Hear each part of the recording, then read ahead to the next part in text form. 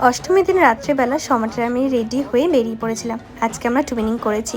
আমি নিয়ন কালার শাড়িটা অনেকদিন আগে কিনেছিলাম। সমাটে আমার সাথে ম্যাচিং করে এই পাঞ্জাবিটা কিনেছে, তবে অনেক সার্চ করার পরে পাঞ্জাবিটা পেয়েছি। পর বেরিয়ে প্রথমে খেয়ে নিলাম একটু মোমো, তারপর চলে গিয়েছিলাম ব্রহ্মকুমারী সেন্টারে। ওখানে প্রত্যেক বছর এরকম জ্যান্ত দুর্গা করা হয়। কি সুন্দর আর কনস্ট্যান্ট ওরা দাঁড়িয়ে রয়েছে, চোখের পাতাটুকু অব্দি পড়ছে না। কতটা ধৈর্য শক্তি থাকলে এভাবে করা যায়। তারপর মায়ের সাথে ছবি তুলে আমরা বেরিয়ে পড়লাম ঠাকুর দেখার জন্য। স্কুটি করে বেরোলাম আজকে।